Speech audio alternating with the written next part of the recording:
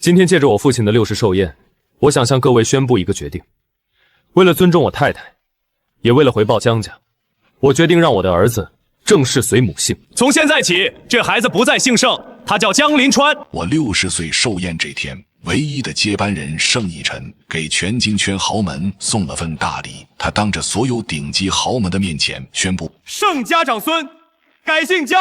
他以为盛家这几百亿的江山是他拿捏我的筹码。既然他想给江家当上门女婿，那我就成全他。寿宴在盛氏旗下的私人公馆举行，台上的盛义臣意气风发，他牵着江婉的手，对着麦克风笑得灿烂。台下原本的推杯换盏瞬间停了，无数道复杂的目光汇聚在我身上。老婆林淑兰猛地僵住，手里那只价值6位数的古董酒杯差点被他捏碎，他声音颤得厉害：老盛，我没听错吧？他这是要把我们往死路上逼！我没说话，我看着台上的盛义臣，他甚至还挑衅地看了我一眼。他在赌我这辈子就他一个儿子，赌我为了盛家的颜面，只能咽下这只苍蝇。我一步步走向舞台，拿过另一个麦克风。各位，盛经理说的对，江家这一代没有男丁，既然孩子姓了江，那他就是江家的接班人。恭喜亲家，喜得传承人。我对着台下的江开明举了举杯，江开明脸色煞白，连酒杯都拿不稳。我转身看向盛义臣，拍了拍他的肩膀。既然已经入队江家了，那就好好表现。盛家的位子，你也就别站着了。说完，我直接拉起林淑兰，在满场的死寂中离席。地下车库，林淑兰在后座泣不成声。我疼了他32年，老盛，他是我们的命根子啊！我拿出手机，眼神里没有一丝温情。陈秘书，切断盛义臣夫妻名下所有家族信处的支取权限，取消他名下所有的盛世黑金卡，收回他们在浅水湾的那套豪宅。现在，马上！电话那头的财务总监声音在抖：盛总，这个是您亲儿子，要是断了供，他们那防盗车贷……那是江家人的事。我挂断电话，紧接着拨给了集团法律顾问老张，我之前的家族传承遗嘱全部作废，我要重新待定。盛家的家产，盛义臣1分钱也没资格拿。挂了电话，我看着车窗外飞速倒退的霓虹。盛义臣以为他改的是个姓，其实他改的是命。回家。在我60岁寿宴上，儿子公开宣布让孙子随母姓，我当场答应。盛义臣的底气都藏在他那间繁琐的书房里。林淑兰撬开了抽屉，翻出了他那本日记，还有几份他背着我签署的私下协议。老头子爱面子，只要木已成舟，他最后只能妥协。反正我是独生子，这几百亿最后迟早得交给我。林淑兰看着那些白纸黑字，最后一点希望也熄灭了。她把日记本扔在我面前，语气冷得出奇：老盛，他这是在等我们死，他在算计我们的积产。我翻开看了看，甚至还有他打算在继承家产后低价变卖盛世股份补贴江家的计划。他既然不想要，那这东西就给别人。我抬眼看向墙上的私人合影，那是我大舅子车祸留下唯一的遗孤林泽宇。这孩子在我们家长大，名校金融系毕业，这些年在盛世基层从未出错。老盛，你想好了吗？林淑兰问我。泽宇这孩子比他强100倍。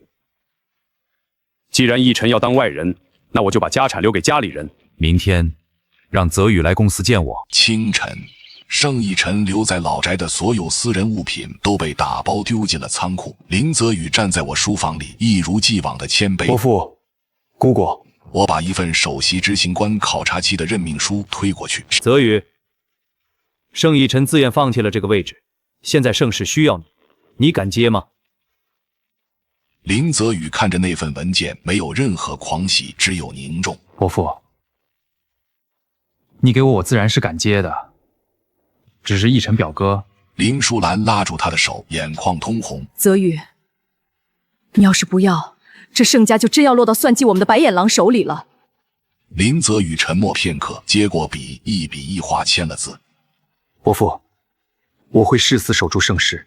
与此同时，盛世大厦顶层的办公室正在被强制清空，他的私人物品被保安用麻袋装好，直接堆在了前台大厅。盛义臣闯进了公司，他浑身名牌，却掩不住眼底的焦虑。因为那些能彰显他身份的卡，现在全成了废卡。我是盛逸晨，盛世唯一的接班人，你们凭什么拦我？我带着林泽宇在保镖的簇拥下走下专用电梯，盛逸晨冲上来，指着林泽宇的鼻子大骂：“盛振海，你是不是老糊涂了？你让一个外星的小杂种坐我的位子！”我反手一巴掌扇得他一个趔趄。这一巴掌是替你妈打的，因为你嘴里不干净。我整理了一下袖口，眼神冷得像看一个陌生人。盛逸晨，你已经被盛世正式辞退，工资已经结清。现在你是在非法私闯，保安拖出去。盛逸晨不敢置信地看着那几个以前对他唯命是从的保安，他们动作利落，直接架起他的胳膊往外拽。爸，你真要为了一个姓跟我断亲？你老了谁给你养老？我看着他的背影，冷冷开口：“我有钱，有泽宇，养老这种事儿不劳江家的姑爷费心。”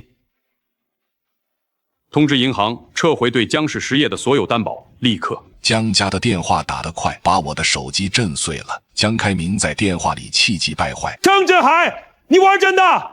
你撤了担保，江家的工厂明天就要停工。”江总，改姓的时候你不是挺支持的吗？我慢条斯理地抿了口茶。既然那是你江家的孙子，江家总得拿出点资本来养，总不能吃着盛家的肉，还得盛家给你们守门吧？你这是断我们的生路！逸晨是你唯一的儿子。他32了，该断奶了。他能入赘就能自己谋生。你还有事吗？挂断电话，张律师走了进来。盛总，盛逸晨刚才联系了我的事务所，咨询赡养费和遗嘱继承的事儿。他甚至想打舆论战，说您遗弃子女，精神状态不稳定。我笑了，笑得心寒。这就是我花了30多年养出来的东西。还没等我合眼，他就开始想怎么通过法庭把我送进疯人院。老张，按计划走，声明全行业发布，正式确立林泽宇为盛世唯一合法继承人。顺便查查盛逸晨这几年在公账上挪用的钱，我要一分不少的让他吐出来。既然要打，那就打到底。我也想看看离了盛家，他这块金子到底能亮多久。盛逸晨动作很快，张律师把传票放在我桌上时，表情很古怪。盛总，少爷起好了起诉书，他主张您作为直系亲属，在断绝其经济来源后，必须支付每月50万的赡养费。我敲着桌面冷笑：50万，他江家的少爷胃口真不小。门被推开，林泽宇走了进来，他手里拿着一份牛皮纸袋，直接放在了那叠传票旁边。伯父，这是我拟好的资产放弃声明。我挑眉，什么意思？我入职盛世，是为了报答您的养育之恩，我只要基本工资，盛家未来的股权我分文不取。林泽宇看着我的眼睛，没有任何犹豫。逸晨哥要的是钱，我要的是盛家不倒。林淑兰站在一旁，眼眶瞬间湿润。老盛，你看看，这就是你养了32年的亲儿子和泽宇的区别。我看着声明上那个鲜红的手印，再看看桌上那张贪得无厌的传票，我心里最后那点血缘的余温彻底凉透了。老张，告诉盛逸晨，想要钱，法庭见。这就是差距。盛家老宅的门被江婉撞开了，他拎着过季的爱马仕，妆容全花，一进门就跪在了林淑兰面前。妈，求求你劝劝爸爸，逸晨的卡全停了，我们的房标每个月要30万，林川的早教课也断了。林淑兰坐在主位，手里翻着一叠报表，头也没抬。那是江林川，既然姓江，就该江家出钱。可是逸晨是您的亲儿子啊，你真的忍心看着他去借高利贷吗？这是你上周在商场的消费记录，3场下午茶，4个限量版包，一共200万。江婉的脸色瞬间惨白，嘴唇发抖。那是为了应酬。我直接将消费清单拍在他脸上。没钱付房调，却有钱买包。既然入赘了江家，就别再来盛家打秋风。江婉还想爬过来拽我的裤腿，被保安挡住了。老管家，送客。我看着他狼狈的背影，语气毫无波澜。没钱就去打工。盛逸晨开始玩脏的了，他在短视频平台上发了个自拍，背景是阴暗的廉价公寓。视频里他眼眶通红，控诉盛家宁给外姓家奴，不给亲生骨肉。我只是养孩子随母姓，我父亲就要逼死我，甚至还要把几百亿资产过继给一个毫无血缘关系的侄子。舆论发酵得很快，评论区里全是豪门冷血和老头子糊涂的叫嚣声。林淑兰看着平板电脑，手心都在出汗。老盛，这对公司的股价会有影响，我们要不要压下去？压？为什么要压？他以为卖惨就能让大众站到他那边，但他忘了，盛世的江山是我拼出来的，不是靠同情心。林泽宇站在一旁冷静开口：伯父，我已经搜集了他过去5年在夜店挥霍殴打员工的视频，随时可以放出来。我笑了，把咖啡杯重重放下。不急，让他再跳2天。他既然想玩大的，我就陪他玩。江家还没死心，江开明找了几个名声不好的律师，开始钻法律的空子。张律师给我汇报时，语气带着怒意：盛总，对方在咨询限制民事行为能力人的认定流程。他们想主张您由于年龄过大，加上近期决策反常，存在认知障碍。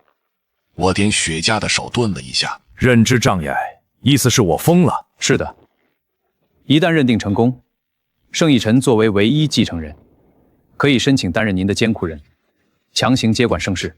我吐出一口青烟，眼神阴鸷。这已经不是要钱了，这是要我的命。盛逸晨为了江家，真是把最后的底线都喂了狗。林淑兰在一旁听得浑身发冷。他怎么敢？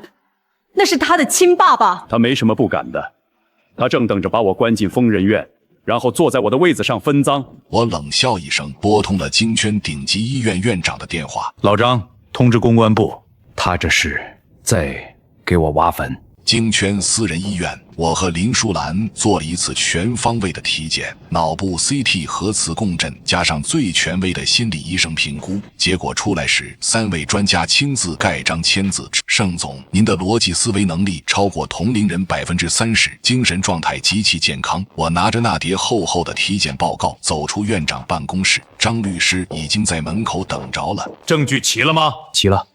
江家私下接触非法律师伪造证据的录音都在这里。我把体检报告拍在助理手里，以我的名义发律师函，直接寄到江家公司总部，告盛逸晨、江开明恶意诽谤、侵犯名誉权，并涉嫌非法谋夺家产。另外，把泽宇这些年的工作表现和他的资产放弃声明一起挂网。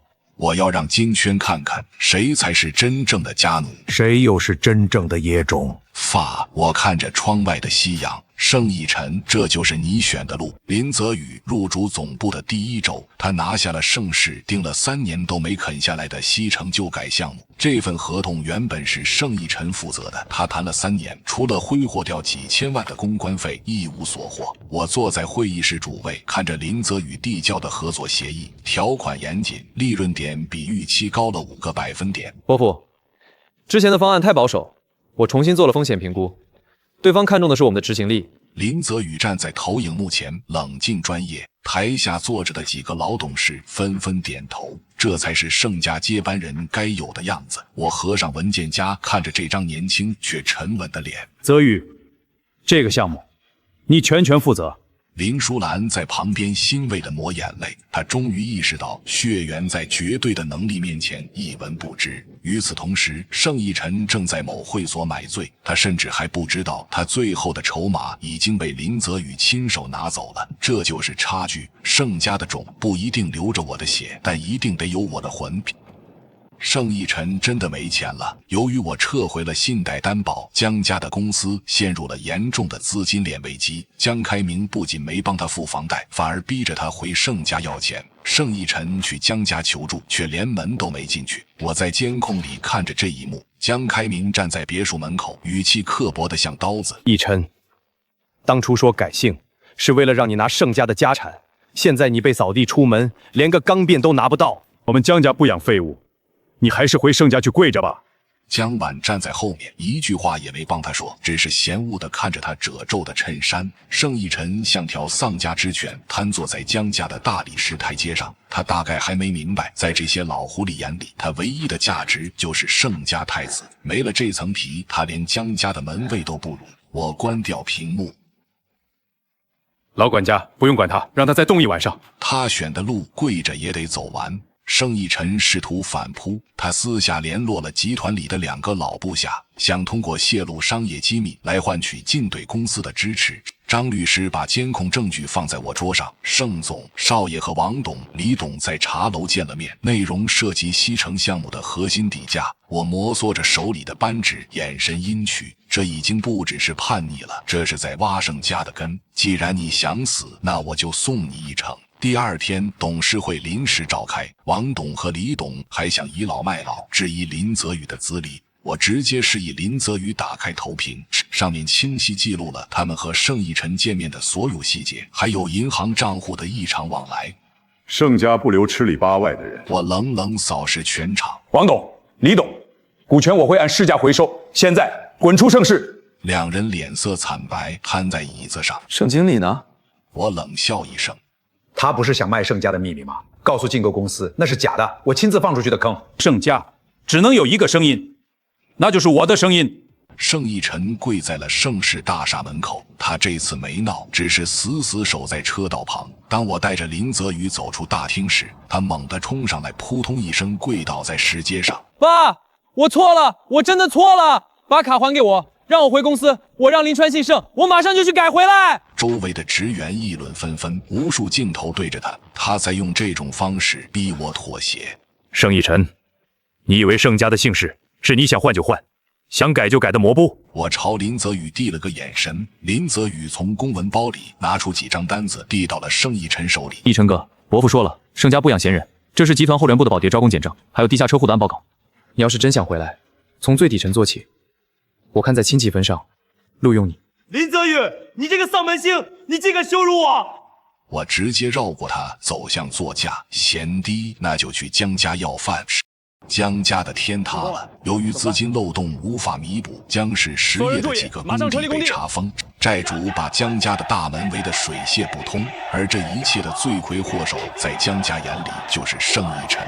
我坐在书房，江开明在公司大厅和少爷动了手。盛总，江开明在公司大厅和少爷动了手。据说少爷想让江家出钱垫付他的私人债务，江开明当众扇了他3个耳光。监控视频传了过来。江开明指着盛义晨的鼻子破口大骂：要不是为了盛家的钱，我女儿会嫁给你这种窝囊废。现在盛家不要你了，你连个屁都不是，滚出去！盛义晨被打得满脸是血，倒在地上。江晚抱着孩子在旁边哭天抢地，却没看他一眼。他大概在后悔当初为什么要听盛义晨的，玩什么改姓的把戏。我关上平板，看着窗外的残月。老叔，你还心疼吗？林淑兰摇摇头，眼神里只剩下一片死寂。这就是我教他的最后一课，没有权势支撑的骄傲，一文不值。江家该谢幕了。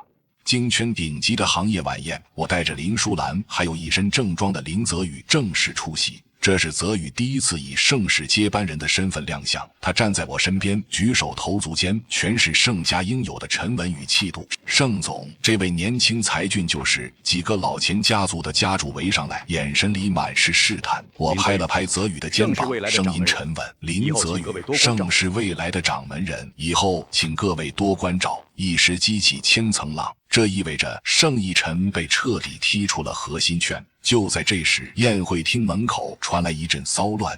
盛义晨穿着一件褶皱的西装，满脸通红，试图冲进来，让我进去。我是盛振海的儿子，我是盛振海的儿子。2个身高马大的安保死死按住他，他像个跳梁小丑，在名流云集的门口嘶吼。我隔着人群看他，眼神里没有一丝波澜。泽宇，去处理一下。别让这种人脏了地方。泽宇点头，走过去，只对安保说了一句：“盛世不认识这个人，不认识这个人，扔出去。”盛义晨被拖走的时候，鞋都掉了一只，而我连头都没回，他连进这扇门的资格都没有了。盛义晨疯了，他为了弄到钱，竟然试图拦截盛世和海外合作的核心数据，他想把这些东西卖给我们的死对头。张律师把监控截屏和录音笔放在我办公桌上。盛总，少爷买通了一个刚入职的网管，试图拷贝西城项目技术底稿。我看着屏幕里那个贼眉鼠眼的亲生儿子，心里的厌恶已经到了顶点。泽宇怎么说？林总已经提前做了物理隔离，少爷拷贝的全是加密后的垃圾。另外，林总已经报警备案了，这涉及嫌蠢罪。我靠在椅背上闭上眼。盛义晨这辈子算是彻底毁了。不仅毁在贪，更毁在蠢。林泽宇推门进来，手里拿着法律评估报告。伯父，只要您点头，这份证据可以让他进去待5年。我睁开眼看着林泽宇，5年，太少了。他想挖盛家的根，就得做好被根砸死的准备。继续搜证，我要让他连翻身的念头都不敢有。这就是代价，盛家不容许背叛，哪怕那个叛徒流着我的血。林淑兰病倒了，气急攻心，加上这些天的操劳，她晕在了老宅的客厅。我守在病床前，看着她苍白的脸。护士说她昏迷的时候，嘴里还在喊奕晨的名字。我忍着火给盛奕晨打了个电话。你妈住院了，在中心医院，你要是还有良心，来看看。电话那头沉默了半晌，传来的却不是关切，而是刺骨的试探。爸，我妈这病严重吗？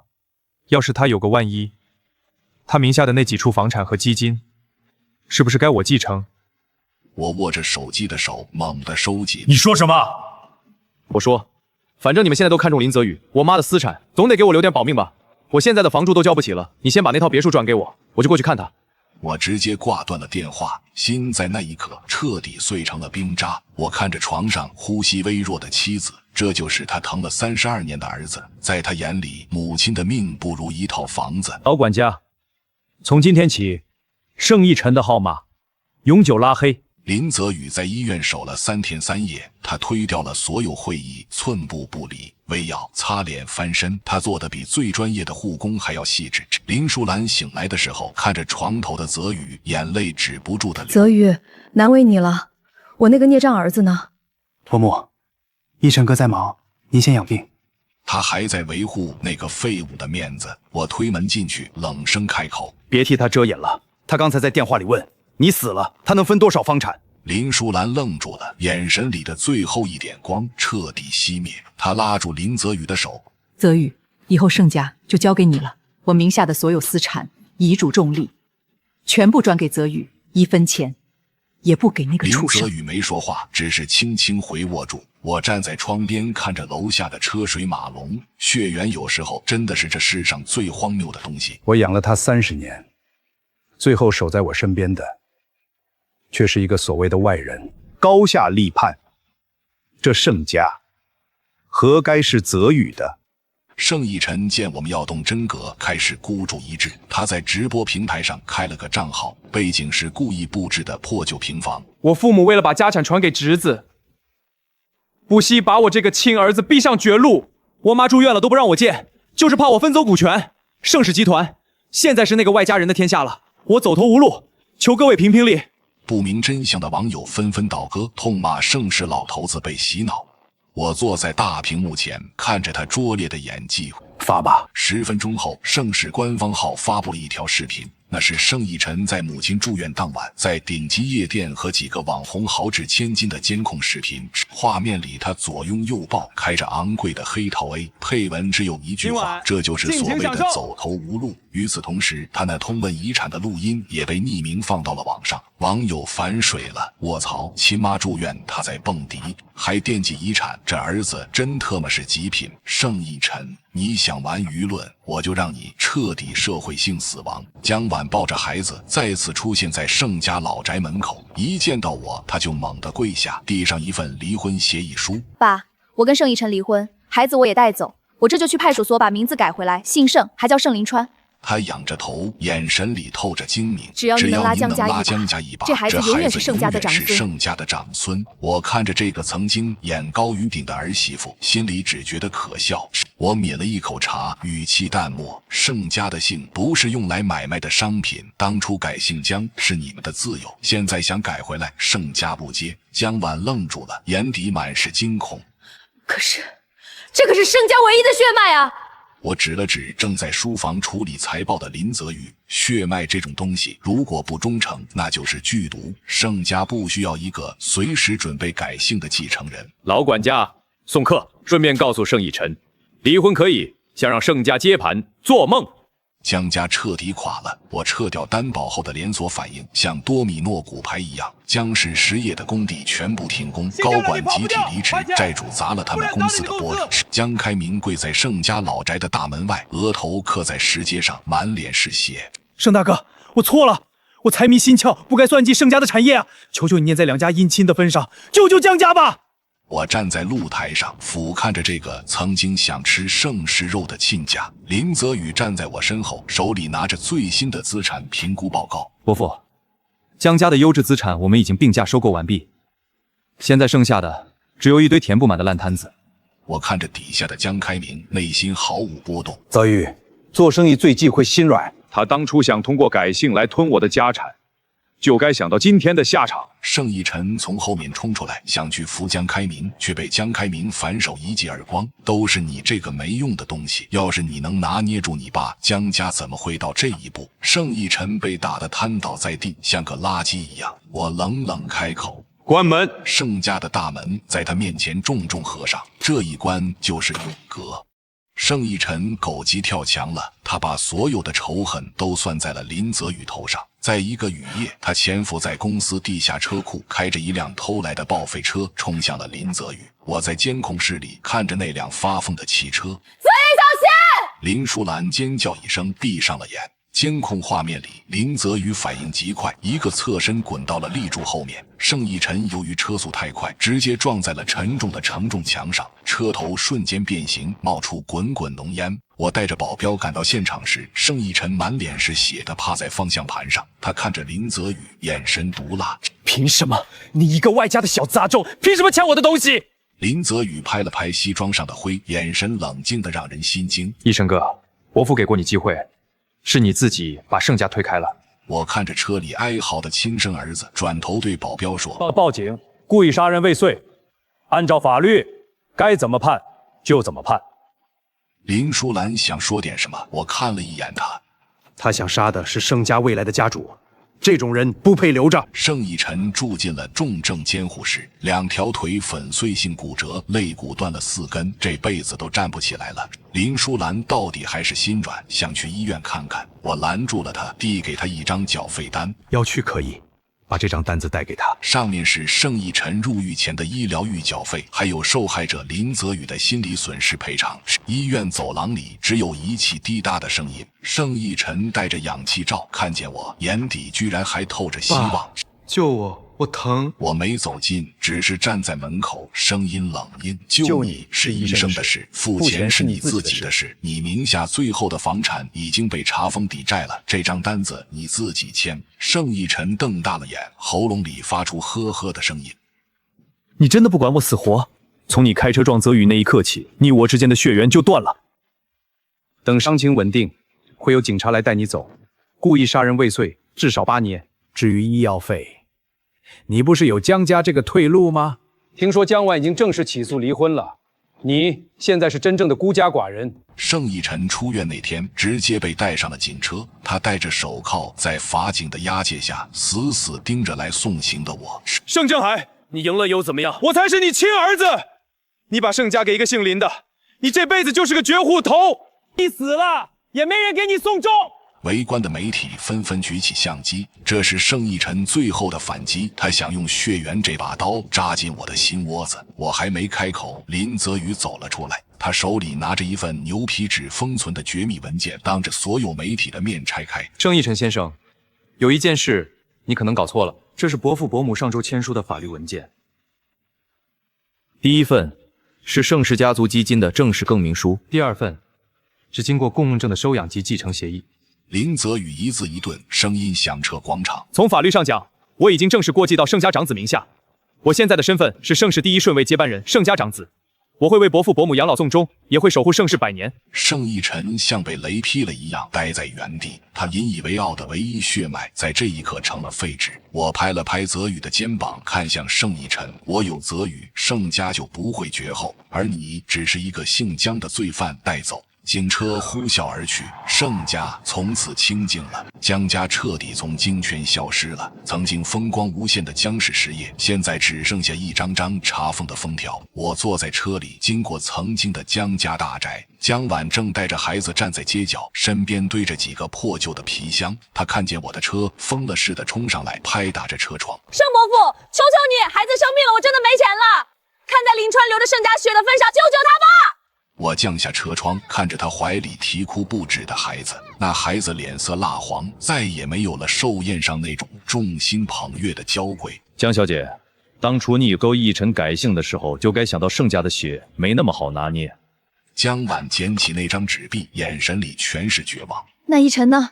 他可是你亲儿子，你真的不管他了？他姓江，我冷冷地升起车窗。江家的人死活与盛世无关。开车。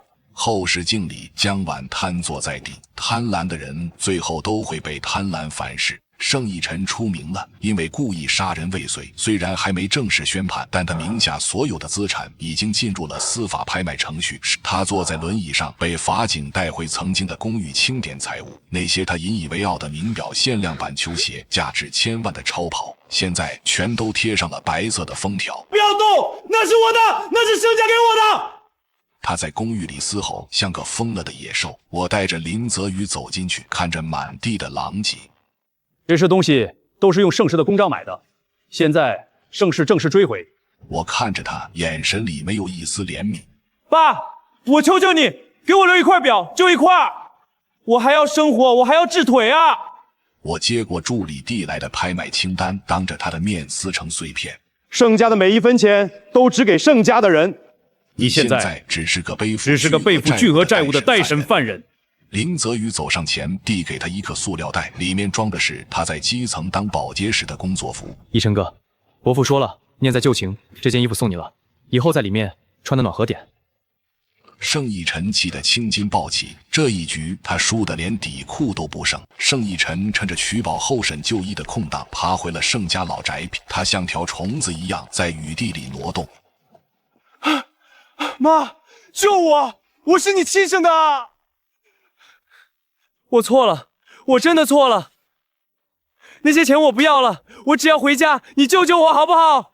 林淑兰放下剪刀，低头看着这个曾经心尖上的宝贝。她没有扶他，而是从围裙口袋里拿出那本发黄的日记，那是盛奕晨亲笔写的，关于如何算计父母、如何变卖盛家资产的日记。奕晨，你在这本日记里写，我们要是不妥协，你就等我们死了直接火化。你说我们是你通往财富路的绊脚石。林淑兰的声音很轻，却字字像刀。妈，那是胡说八道的，那是江晚逼我写的。妈，你给我点钱，哪怕几10万也行，我要跑路，我不能坐牢啊！林淑兰把日记本扔在他脸上。我给过你32年的爱，你害我的是一把刀。这本日记就是我给你的最后遗产。老管家，关门。大门关上的那一刻，盛奕晨发出了绝望的哀鸣。林泽宇变了，他不再是那个唯唯诺诺的侄子，他身上开始有了我当年的影子。未来的利润，除了留足发展资金，其余全部回归社会，重点扶持那些有能力、懂感恩的寒门学子。我坐在后排，看着他在台上侃侃而谈，他的眼神里没有盛奕晨那种对权力的病态渴求，只有一种宏大的格局。伯父，盛家的财富不应该只是个人的私欲，它应该是一种传承。我拍了拍他的肩膀，深感慰藉。泽宇，你做得很对。财富如果交到一个只知道索取的人手里，那是灾难；但交到你手里，是盛家的福气。林淑兰坐在一旁，欣慰地点了点头。虽然我们失去了亲生儿子，但我们得到一个真正的继承人。老盛，这辈子值了。我握紧他的手，盛家终于走上了正轨。盛氏集团的年会盛况空前，京圈所有的名流都到场了，庆祝林泽宇正式接掌家主印章。就在典礼进行到高潮时，盛奕晨居然出现在了会场大厅顶层的露台上。他坐着轮椅，身上绑着一圈假炸弹，手里拿着扩音器。郑振海，你这个冷血的畜生，你宁愿把钱给外人，也不管儿子死活。今天我就死在你面前，让全天下看看你有多狠！全场哗然，记者纷纷调转镜头。盛奕晨在露台边缘摇摇欲坠，那是想用死来道德绑架我。林泽宇想冲上去，被我一把拉住。我拿过主持人的麦克风，看着上方那个癫狂的身影。盛奕晨，你这一辈子都在演戏，当初改姓是演戏，现在闹自杀也是演戏。你以为这样我就会怕，就会妥协？我冷漠地拨通了报警电话。不要找谈判专家，直接找心脏病防治中心，他疯了。还有，告诉安保，别让他跳下来弄脏了盛世的地毯。音乐不要停，大家继续。10分钟后，盛逸晨像只待宰的猪，被安保和精神科医生五花大绑地抬走。这场闹剧成了他留给京圈最后的笑话。江家那边传来了更精彩的消息，江开明为了还债，竟然一纸诉状把盛逸晨告上了法庭，理由极其荒唐，他要求盛逸晨赔偿入赘违约金3000万。盛逸晨当初承诺改姓后能从盛世调拨资金，这是商业驻查。他骗了我女儿，还拖垮了江家。既然没钱，就用命来抵。我坐在办公室里，听着老管家的汇报，这种狗咬狗的戏码确实比任何电视剧都要精彩。是你们逼我改姓的，是你们说老头子一定会妥协。没钱你就是个废物，还真把自己当大少爷了。曾经合谋算计我江山的盟友，现在为了最后的一点烂账，恨不得撕碎对方。伯父，这种人不值得您再浪费时间。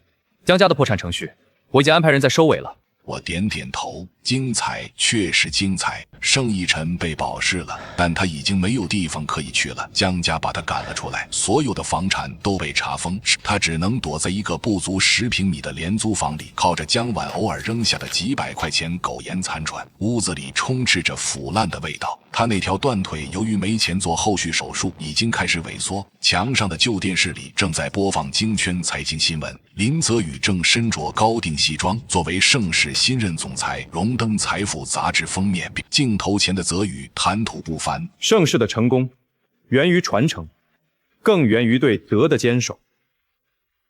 盛逸晨死死盯着屏幕，手里死命抓着半块干硬的面包。原本那是我的，那是我的位子。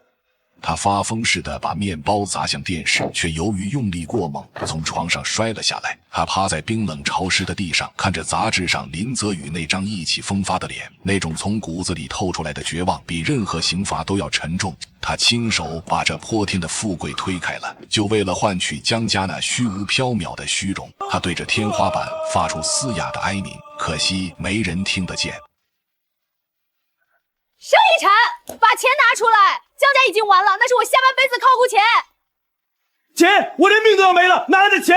当初要不是你劝得我改姓，我会落到阶级不田地。你这个疯子，你怪我！江晚反手一记耳光，是你自己贪，是你自己想当盛家的主，又想当江家的神。你看看你现在的样子，跟街边的烂狗有什么区别？盛逸晨彻底疯了，他随手抓起桌上的破酒瓶，狠狠砸在江晚头上。江晚惨叫一声，满脸是血的瘫倒在地上。邻居报了警，当警察冲进来的时候，盛逸晨还在疯狂地捶打着地面，他嘴里不停地念叨着：姓盛，我姓盛，我是盛家继承人。江晚被救护车抬走，盛逸晨由于涉嫌故意伤害被再次带走。我听完汇报，只是翻了一页书，这就是他们所谓的爱情，在钱面前丑陋的一览无余。盛世的大婚典礼在老宅的中庭举行，这是京圈近10年最隆重的盛事。林泽宇迎娶了世交之女，更重要的是，今天是他正式接掌盛家大权的日子。我穿着一袭玄色长衫，坐在主位，老管家端着那个紫檀木盒走上来，里面是盛世传承了100年的家主印章。林泽宇跪在我面前，双手过头，眼神坚定。泽宇，盛家交给你了，守住家产，更要守住盛家的骨气。林淑兰坐在一旁，泪流满面。这不仅是权力的更替，更是盛家灵魂的重生。伯父伯母放心，泽宇在，盛家就在。礼炮齐鸣，全场起立鼓掌。我看着这个由我一手带大的孩子，终于长成了参天大树。他虽然不流我的血，但他成了我的志。这就是老钱家族的智慧。血脉可能会腐朽，但精神永远传承。从今天起，盛世正式进入林泽宇时代。而那个曾经的逆子已经成了历史中的一抹污迹。婚礼快结束时，一个衣衫褴褛、浑身发臭的男人试图从后厨的垃圾道钻进现场。他是盛逸晨，他趁着警察不注意从就医通道逃了出来。他手里攥着一把生锈的菜刀，眼里全是血丝。我要拿回回属于我的东西。他还没冲到礼堂门口，就被外围的精锐安保发现了。安保像踢小鸡一样把他拎起来，直接扔到了庄园外面的臭水沟里。盛逸晨趴在污泥里，看着远处灯火辉煌的礼堂，看着那个他曾经生活了30年的家，他甚至连大门都没摸到。那些曾经对他低头哈腰的保镖，看他的眼神像看一堆垃圾。我是盛逸晨，我是少爷。他对着紧闭的大门嘶喊，回应他的只有漫天的烟花。他在泥里打滚，哭得像个弄丢了玩具的孩子，但他弄丢的是整个人生。我站在露台上，远远地看了一眼那个泥点。老管家，通知警方来接人，顺便把水沟洗干净。脏了盛家的地不好，我转身回席，身后的繁华与他无关。江家的案子落实出，江开明因为非法集资和多项合同诈骗罪被正式批捕，而盛逸晨作为江氏实业挂名的副总裁，在多份违规担保书上签了字。他不仅要面临漫长的刑期，还要承担高达数亿的民事赔偿。我坐在办公室里，看着那份最终判决书，盛逸晨的名字排在从犯的第1位。盛总，少爷的律师说，只要您能出一部分资金填补亏空，刑期可以缩短。我头也没抬，直接把判决书扔进了碎纸机。那是江氏的债务，跟我盛家有什么关系？转告律师，我1分钱也不会出，法律怎么判他就怎么受。江晚那边也没落得好，他由于涉嫌转移资产被限制出境，名下最后的1点金首饰都被没收。他带着孩子在法院门口哭天抢地，控诉我是杀人不见血的魔鬼。我站在落地窗前，看着脚下车水马龙的街道。魔鬼，当初他们合谋改姓，妄图蚕食盛世股份的时候，怎么没想过会有今天？泽宇，把这个案子的卷宗存档，我要让盛家以后的子孙都看看背叛家门是什么下场。是，父亲。林泽宇站在我身后，声音沉稳有力。爸，你真的一口活路都不给我留？他的声音沙哑的厉害，像砂纸摩擦。路是你自己选的，寿宴改姓的时候你就该知道，盛家没有回头路。我后悔了，我真的后悔了。他趴在玻璃上，哭得像个丧家之犬。如果我不听江晚的，如果我乖乖听你的话，现在坐在这个位上的应该是我啊！不，你错了。你从没爱过盛家，你爱的只是盛家带来的权和利。哪怕没有改姓这件事，盛家交到你手里，早晚也会败光。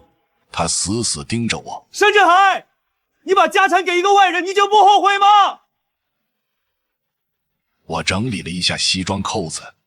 我唯一后悔的是没能早点把泽宇接管过来带走。盛逸晨正式服刑了15年，对他这种养尊处优了30多年的大少爷来说，那是比死还痛苦的惩罚。江晚改嫁了，嫁给了一个比他大20岁的暴发户，孩子再次改了姓，姓了张。我听着这些消息，像是在听一件无关痛痒的邻里琐事。林淑兰坐在花园里，正抱着林泽宇的孩子，那是泽宇的长子，白白胖胖，眉眼间竟然透着几分我年轻时的英气。